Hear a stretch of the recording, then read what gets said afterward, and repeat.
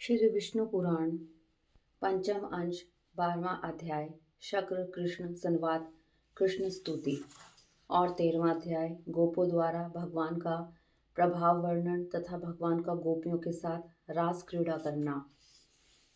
अध्याय 12। श्री पराशर जी बोले, इस प्रकार गोवर्धन पर्वत का धारण और गोकुल की रक्षा हो जाने पर देवराजेंद्र को श्री कृष्ण चंद्र का दर्शन करने की इच्छा हुई। अतः शत्रुजित देवराज गजराज ऐरावत पर चढ़कर गोवर्धन पर्वत पर आए और वहां संपूर्ण जगत के रक्षक गोपेश वेशधारी महाबलवान श्री कृष्णचंद्र जी को ग्वाल बालों के साथ गोएं चराते देखा। हे द्विज, उन्होंने यह भी देखा कि पक्षी श्रेष्ठ गरुड़ अदृश्य भाव से उनके ऊपर रहकर अपने पंखों से उनकी छाया कर रहे हैं। तब वे ऐरावत से उतर पड़े और एकांत में श्री मधुसूदन की ओर प्रीतिपूर्वक दृष्टि फैलाते हुए मुस्कुराकर बोले, हे कृष्णचंद्र, मैं जिस लिए आपके पास आया हूँ वह सुनिए। हे माँ बाहो, आप इसे अन्यथा न समझें। हे अखिलाधार परमेश्वर, आपने पृथ्वी का भार उतारने के लिए ही पृथ्वी पर अवतार लिया है। यज्ञ भंग से विरोध मानकर ही मैंने गोकुल को नष्ट करने के लिए महामेघों को आज्ञा दी थी। उन्हीं ने यह संहार मचाया था, किंतु आपने पर्वत को उखाड़कर गो को बचा लिया। हे वीर, आपके सद्भुत कर्म से मैं अति प्रसन्न हूँ। हे कृष्ण, आपने जो अपने एक हाथ पर गोवर्धन धारण किया है, इससे मैं देवताओं का प्रयोजन आपके द्वारा सिद्ध हुआ समझता हूँ। गोवंश की रक्षा द्वारा आपसे रक्षित कामधेनु आदि गोओं से प्रेरित होकर मैं आपका विशेष सत्कार करने के लिए यहाँ आपके पास आया हूँ। हे कृष्ण, अब मैं गोओं के वाक्य अनुसार ही आपका उपेंद्र पद पर अभिषेक करूंगा तथा आप गोओं के इंद्र स्वामी हैं, इसलिए आप गोविंद भी कहलाएंगे। तदंतर इंद्र ने अपने वाहन गजराज ऐरावत का घंटा लिया और उसमें पवित्र जल भरकर उससे श्री कृष्ण का अभिषेक किया। श्री कृष्ण चंद्र का अभिषेक होते समय गो ने तुरंत ही अपने स्तनों से टपकते हुए दुग्ध से पृथ्वी को भिगो दिया। इस प्रकार गो के कथनानुसार श्री जनार्दन को उपेंद्र पद पर अभिषिक्त कर शचीपति इंद्र ने पुनः प्रीति और विनय पूर्वक कहा, हे माँ भाग, यह तो मैंने गौओं का वचन पूरा किया। अब पृथ्वी के भार उतारने की इच्छा से मैं आपसे जो कुछ और निवेदन करता हूँ वह भी सुनिए। हे पृथ्वीधर, हे पुरुषसेन, अर्जुन नामक मेरे अंश ने पृथ्वी पर अवतार लिया है। आप कृपा करके उसकी सर्वदा रक्षा करें। हे मधुसूदन, वह वीर पृथ्वी का भार उतारने में आपका साथ देगा, अतः आप उसकी अपने शरीर के समान ही रक्षा करें। श्री भगवान बोले, भरत वंश में पृथा के पुत्र अर्जुन ने तुम्हारे अंश से अवतार लिया है, यह मैं जानता हूँ। मैं जब तक पृथ्वी पर रहूंगा उसकी रक्षा करूंगा। हे शत्रुसूदन देवेंद्र, मैं जब तक महीतल पर रहूंगा तब तक अर्जुन को युद्ध में कोई भी न जीत सकेगा। हे देवेंद्र, विशाल भुजाओं वाला कंस नामक दैत्य, अरिष्टासुर केशी, कुवलयापीड और नरकासुर आदि अन्य अन्य दैत्यों का नाश होने पर यहाँ महाभारत युद्ध होगा। हे सहस्त्राक्ष, उसी समय पृथ्वी का भार उतरा हुआ समझना। अब तुम प्रसन्नता पूर्वक जाओ। अपने पुत्र अर्जुन के लिए तुम किसी प्रकार की चिंता मत करो। मेरे रहते हुए अर्जुन का कोई भी शत्रु सफल न हो सकेगा। अर्जुन के लिए ही मैं महाभारत के अंत में युधिष्ठिर आदि समस्त पांडवों को अक्षत शरीर से कुंती को दूंगा। श्री पराशर जी बोले, कृष्णचंद्र के ऐसा कहने पर देवराज इंद्र उनका आलिंगन कर ऐरावत हाथी पर आरूढ़ हो स्वर्ग को चले गए। तदंतर कृष्णचंद्र भी गोपियों के दृष्टिपात से पवित्र हुए मार्ग द्वारा गोप कुमारों और गौओं के साथ व्रज को लौट आए। इति श्री विष्णु पुराणे पंचम अंशे द्वादश अध्याय। 13वां अध्याय। श्री पराशर जी बोले, इंद्र के चले जाने पर लीला विहारी श्री कृष्णचंद्र को बिना प्रयासी गोवर्धन पर्वत धारण करते देख गोपगण उससे प्रीतिपूर्वक बोले, हे भगवान, हे महाभाग, आपने गिरिराज को धारण कर हमारी और गौओं की इस महान भय से रक्षा की है। हे तात, कहाँ आपकी यह अनुपम बाल लीला, कहाँ निंदित गोप जाति और कहाँ ये दिव्य कर्म, यह सब क्या है, कृपा हमें बतलाइए। आपने यमुना जल में कालिया नाग का दमन किया, धेनुकासुर को मारा और फिर यह गोवर्धन पर्वत धारण किया। आपके इन अद्भुत कर्मों से हमारे चित्त में बड़ी शंका हो रही है। हे अमित विक्रम, हम भगवान हरि के चरणों की शरण करके आपसे सच सच कहते हैं कि आपके ऐसे बलवीर्य को देखकर हम आपको मनुष्य नहीं मान सकते। हे केशव, स्त्री और बालकों के सहित सभी व्रजवासियों की आप पर अत्यंत प्रीति है। आपका यह कर्म तो देवताओं के लिए भी दुष्कर है। हे कृष्ण, आपकी यह बाल्य अवस्था, विचित्र बलवीर्य और हम जैसे नीच पुरुषों में जन्म लेना है। हे अमेय आत्मन, ये सब बातें विचार करने पर हमें शंका में डाल देती हैं। आप देवता हो, दानव हो, यक्ष हो या गंधर्व हो, इन बातों का विचार करने से हमें क्या प्रयोजन है। हमारे तो आप बंधु ही हैं, अतः आपको नमस्कार है। श्री पराशर जी बोले। गोपगण के ऐसा कहने पर महामती कृष्णचंद्र कुछ देर तक चुप रहे और फिर कुछ प्रणयजन्य कोप पूर्वक इस प्रकार कहने लगे। हे गोपगण, यदि आप लोगों को मेरे संबंध में किसी प्रकार की लज्जा न हो तो मैं आप लोगों से प्रशंसनीय हूँ। इस बात का विचार करने की भी क्या आवश्यकता है। यदि मुझ में आपकी प्रीति है और यदि मैं आपकी प्रशंसा का पात्र हूँ तो आप लोग मुझ में बांधव बुद्धि ही करें। मैं न देव हूँ, न गंधर्व हूँ, न यक्ष हूँ, न दानव हूँ। मैं तो आपके बांधव रूप से ही उत्पन्न हुआ हूँ। आप लोगों को इस विषय में और कुछ विचार नहीं करना चाहिए। हे महाभाग, श्री हरि के प्रणय कोपयुक्त होकर कहे हुए इन वाक्यों को सुनकर वे समस्त गोपगण चुपचाप वन को चले गए। तब श्री कृष्ण चंद्र ने निर्मल आकाश, शरद चंद्र की चंद्रिका और दिशाओं को सुरभित करने वाली विकसित कुमुदनी तथा वन खंडी को मुखर मुखर मधुकरों से मनोहर देखकर गोपियों के साथ रमण करने की इच्छा की। उस समय बलराम जी के बिना ही श्री मुरली मनोहर स्त्रियों को प्रिय लगने वाला अत्यंत मधुर, असफुट एवं मृदुल पद ऊंचे और धीमे स्वर से गाने लगे। उनकी उस सुरमय गीत ध्वनि को सुनकर गोपियां अपने अपने घरों को छोड़कर तत्काल जहाँ श्री मधुसूदन थे वहां चली आई। वहां आकर कोई गोपी तो उनके स्वर में स्वर मिलाकर धीरे धीरे गाने लगी और कोई मन ही मन उन्हीं का स्मरण करने लगी। कोई हे कृष्ण ऐसे कहती हुई लज्जावश संकुचित हो गई और कोई प्रेम उन्मदनी होकर तुरंत उनके पास जा खड़ी हुई।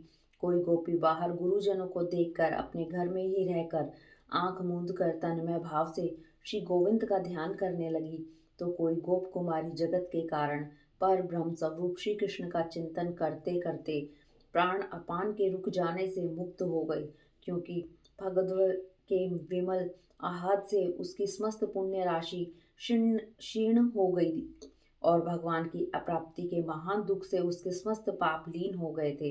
गोपियों से घिरे हुए रास आरंभ रूप रस के लिए उत्कंठित श्री गोविंद ने उस शरद चंद्र सुशोभिता रात्रि को सम्मानित किया। उस समय भगवान कृष्ण के अन्यत्र चले जाने पर कृष्ण चेष्टा के अधीन हुई गोपियां यूथ बनाकर वृंदावन के अंदर विचरने लगी। कृष्ण में निबद्ध चित हुई वे ब्रजांगनाएं परस्पर इस प्रकार वार्तालाप करने लगी। उनमें से एक गोपी कहती थी, मैं ही कृष्ण हूँ, देखो कैसी सुंदर चाल से चलता हूँ, तनिक मेरी गति तो देखो। दूसरी कहती, कृष्ण तो मैं हूँ, आहा मेरा गाना तो सुनो। कोई अन्य गोपी भुजाएं ठोककर बोल उठती, अरे दुष्ट कालिए, मैं कृष्ण हूँ, तनिक ठहर तो जा। ऐसा कहकर वह कृष्ण के सारे चरित्रों का लीला पूर्वक अनुकरण करने लगती। कोई और गोपी कहने लगती, अरे गोपधन, मैंने गोवर्धन धारण कर लिया है, तुम वर्षा से मत डरो, निशंक होकर इसके नीचे आकर बैठ जाओ। कोई दूसरी गोपी कृष्ण लीलाओं का अनुसरण करती हुई बोलने लगती, मैंने धेनुकासुर को मार दिया है, अब यहाँ गोएं स्वच्छंद होकर विचरें। इस प्रकार समस्त गोपियां श्री कृष्ण चंद्र की नाना प्रकार की चेष्टाओं में व्यग्र होकर साथ साथ अति सुरमय वृंदावन के अंदर विचरने लगती।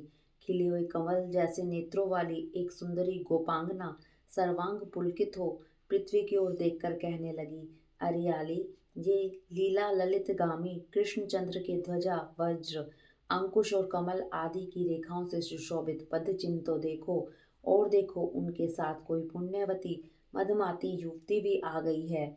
उनके ये छोटे घने छोटे छोटे और पतले चरण चिन्ह दिखाई दे रहे हैं।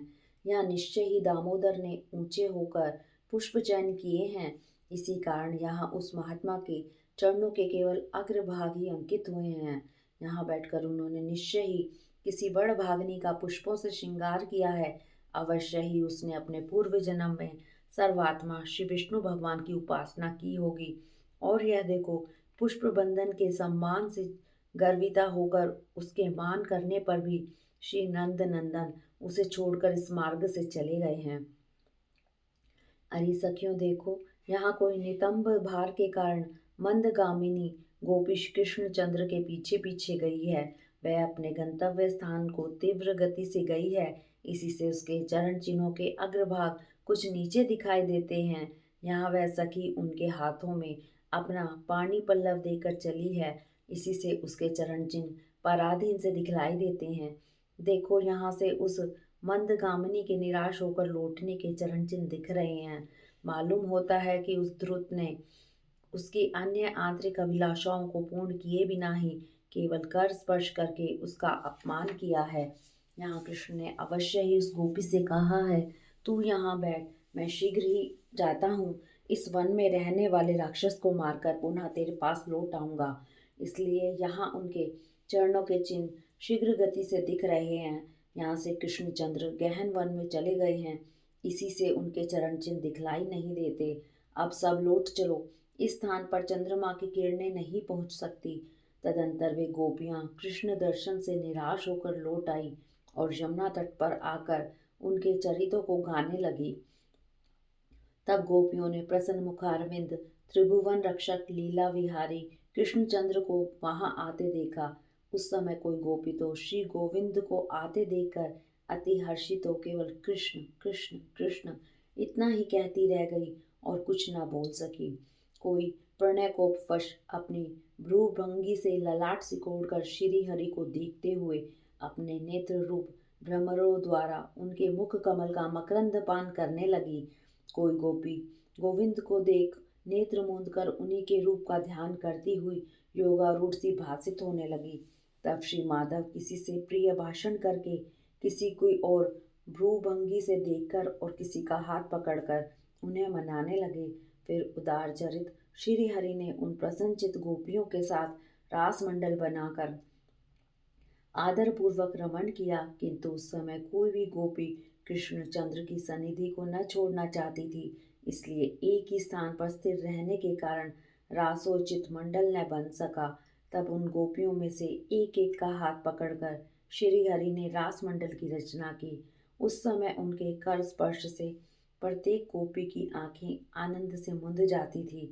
तदंतर रास क्रीड़ा आरंभ हुई। उसमें गोपियों के चंचल कनकनों की झनकार होने लगी और फिर क्रमशः शरद वर्णन संबंधी गीत होने लगे। उस समय कृष्णचंद्र चंद्रमा चंद्रिका और कुमुदवन संबंधी गान करने लगे।